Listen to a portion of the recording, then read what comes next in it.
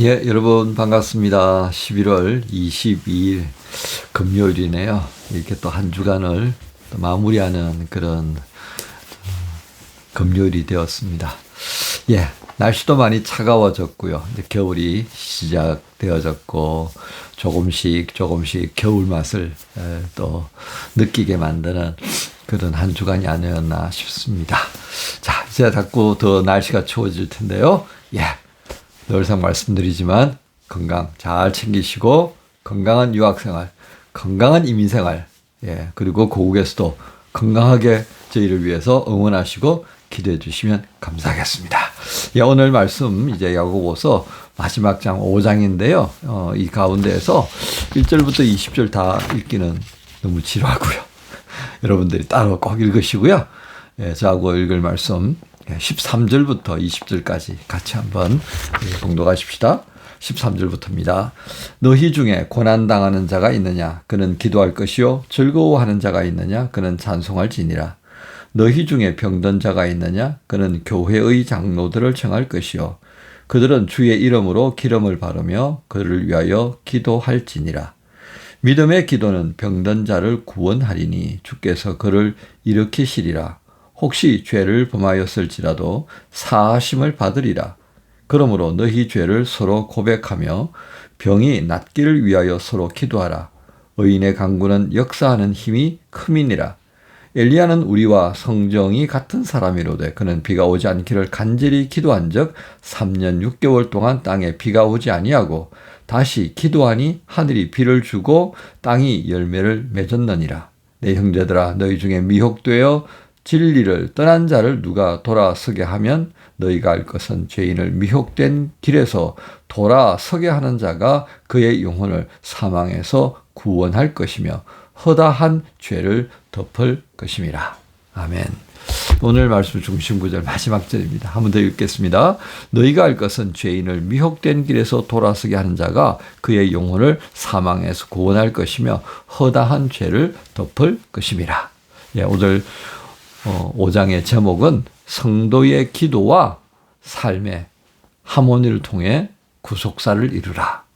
성도의 기도 중요하죠? 그 다음에 우리에게 허락하신 삶의 시간들, 이 둘이 하모니를 이루어서 하나님이 이루셨고 우리에게 또 당부하시는 구속사를 이루자, 이런 제목으로 말씀을 드린답니다. 여러분, 제가 제목을 말씀드렸는데요. 이 제목을 통해서 이미 이 5장의 말씀의 흐름을 여러분 짐작할 수 있을 것 같습니다. 오늘 이 5장은 몇몇 가지 내용을 함께 이렇게 또 담아두고 있습니다. 첫 번째가 이제 재물에 대한 것인데요. 우리는 야고보서를 보면서 이 공동체 안에 어떤 빈부의 차이를 가지고 사람을 평가하는 그런 문제들을 이제 야고보 선생이 지적하는 걸 여러분 기억하시는지요? 실제로 아마 그런 일이 벌어졌던 것 같습니다. 자, 그런데, 오늘날 이제 기복신앙적인 관점에서 보면요, 그 기복신앙적 관점에서 보면 저는 성공 못한 목사예요. 그죠? 예. 기복적인 신앙 관점에서 보면 제가 성공한 목사가 되려면 큰 교회가 제게 또 맡겨주고, 그렇게 해서, 보여주는 게 있어야 되잖아요. 또, 여러분들이 기복신앙적 관점에서 본다면, 여러분들이 신앙생활 잘 못하고 있는 경우가 많습니다. 물론 이제, 부자인 경우는 또 다르겠죠. 그죠? 그런데 부자가 아닌 경우가 저희 교회 대부분이에요. 학생들 빼고요. 우리 집사님들. 부자 아니에요. 또 청년들 가운데도 부모님들이 얼마나 부자가 있겠습니까? 그죠? 다 그냥 거기잖아요. 그러니까 여러분들 부모님들도 다 기복신앙적인 관점에서 보면 하나님 앞에서 제대로 은혜를 못 누리고 사는 사람들입니다. 신앙생활 똑바로 못한 거가 되는 거죠. 근데 과연 그게 맞는 말이냐 하는 겁니다. 그게 맞는 말이냐. 어떨 때는요, 부자가 아닌 게 행복할 때가 있잖아요. 예? 건강한 게 복이 되기도 하지만 건강하지 않은 경우가 또 복이 되는 경우가 있어요. 인생사가요, 다 그게 뭐 모두가 좋다고 하는 게 좋은 건 아니고요. 모두가 또 안 좋다고 하는 게 또 안 좋은 것도 아닌 것 같아요. 중요한 건 뭔지 아십니까? 내게 주어져 있는 것을 지금 어떻게 쓰느냐가 중요한 것이다 하겠습니다. 오늘 5장의 1절부터요, 6절까지는 이 재물을 가지고 있는 사람이 그걸 잘못 사용해가지고 특히 이제 쌓아두는 경우가 생긴 겁니다. 그 쌓아두면, 그 노스로 만든 것은 노독이 오르고요. 예? 또 돈을 오래 쌓아두니까 그 돈이 독을 발해가지고 오히려 우리를 망하게 해버리는 그런 상황으로 이 돈이 쓰여지는 것을 알잖아요. 그걸 오늘 1절부터 6절까지 지적해 놓은 겁니다. 그 단적인 예가 뭔지 아십니까? 예, 이 돈을 통해서 나를 위해서 일한 그 사람들에게 정상적인 임금을 주는 것이 목적이잖아요. 그죠? 또 내게 부자가 되게 하시는 은혜를 주셨으니까 가난한 사람들이 있잖아요. 그들과 적절한 수준으로 또 돌보고 하는 역할을 내게 허락하셨잖아요. 이게 기독교적 신앙, 성경적 관점에서 보는 부의 이유예요. 나 혼자 잘 먹고 잘 살라고 한 게 아니거든요. 그죠? 우리 먹어봐야 얼마나 먹습니까? 예. 뻔한 거예요. 그런데 그걸 쌓아두고 그렇게 해버리면 오늘 여기 본문에 뭐라고 되어 있습니까? 예, 5절입니다. 너희가 땅에서 사치하고 방종하여 살육의 날에 너희 마음을 살찌게 하였다. 예, 무시무시한 말씀입니다. 사치하고 방종하면 그것이 결국 마지막 날에 나를 찌르는 칼이 되어서 고통스럽게 만든다는 것을 경고하시는 겁니다. 자, 그 다음에 또 뭐가 있죠? 7절부터 보면 인내가 있어요. 인내. 예. 인내를 통해 누리는 복이 있는 것을 우리에게 말씀합니다.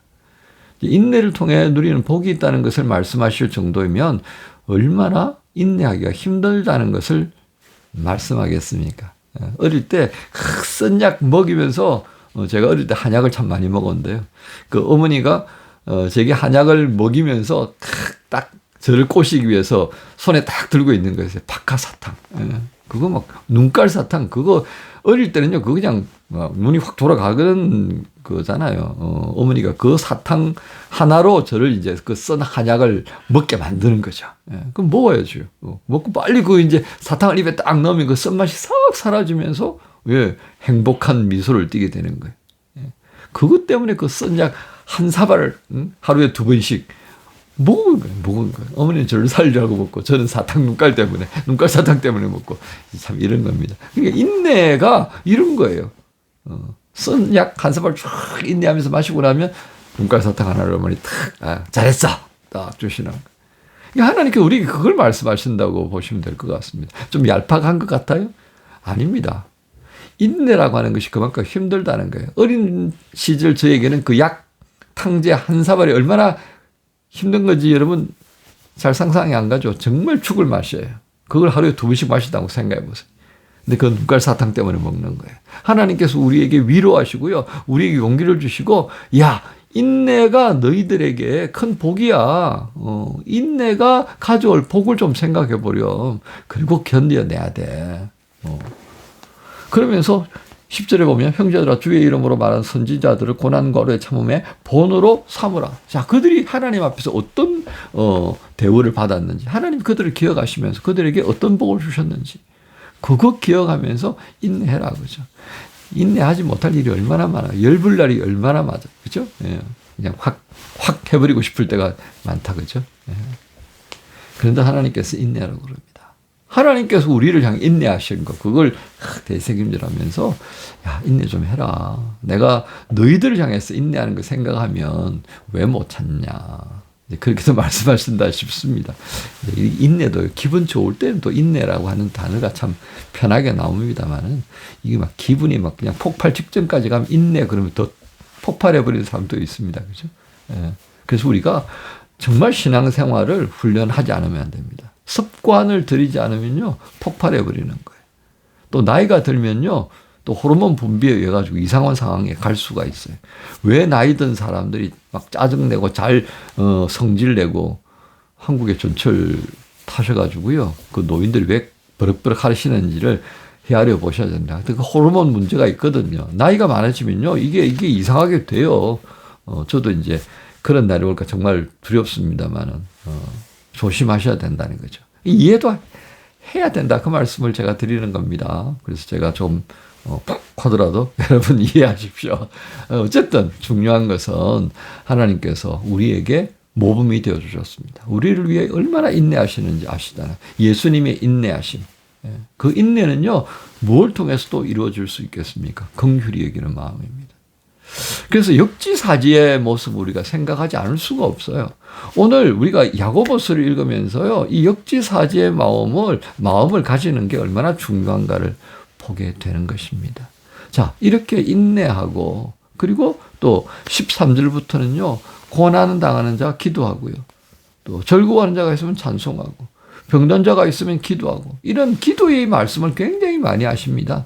근데 이 기도가 결국 어떤 것이 되겠습니까? 오늘 제가 말씀드렸잖아요. 성도의 기도, 그리고 삶의 모습으로 이루어지는 이 하모니는 어떤 결과를 가져온다고 그랬죠? 그렇습니다. 하나님의 구속사를 이루는 거거든요. 그래서 20절에 보면 제가 중심 구절로 말씀드렸죠. 너희가 알 것은 죄인을 미혹된 길에서 돌아서게 하는 자. 믿음의 연약함으로 인해서 뭐 이런저런 일로 실족하고 떠난 자들을 돌아오게 할 수 있다면 하나님께서 그것을 기억하시고 허다한 죄를 다 덮을 수가 있다. 가장 중요한 게 결국 뭐라는 겁니까? 구원이거든요. 하나님께서 나의 구원, 여러분들의 구원을 위해서 누군가를 썼잖아요. 예수님을 통해서 먼저 예비했던 사람들이 있잖아요. 그러니까 나도 여러분들도 또 이러한 일을 위하여서 어떻게 하는 거예요? 좋은 것이 있으면 쌓아두지 말고 퍼줘라, 나누라.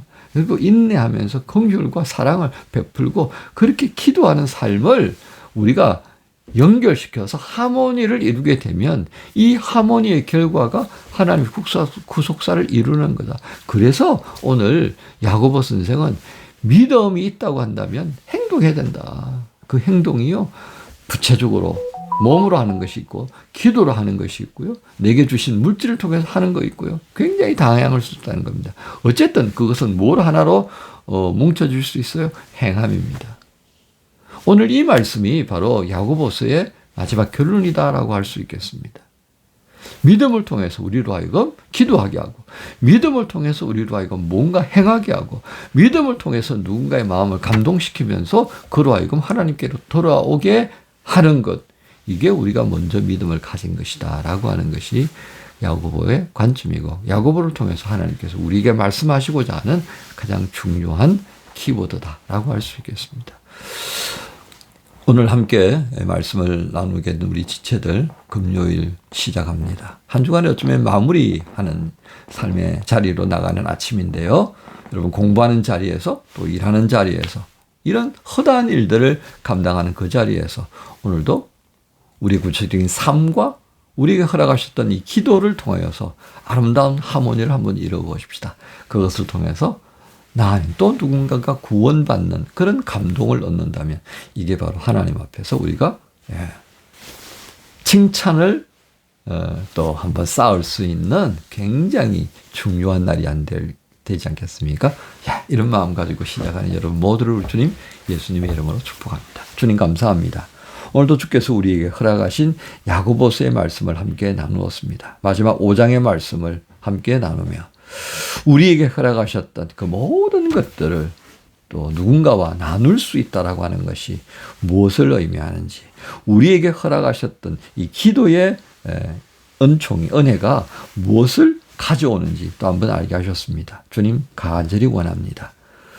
우리가 허락하신 기도와 이 삶의 모든 모습들이 아름다운 하모니를 이루어서 하나님이 우리에게 기대하시는 구속사의 연속성 안에서 함께 수고하는 자녀들이 되게 주옵소서. 감사합니다. 예수님 이름으로 기도합니다. 아멘.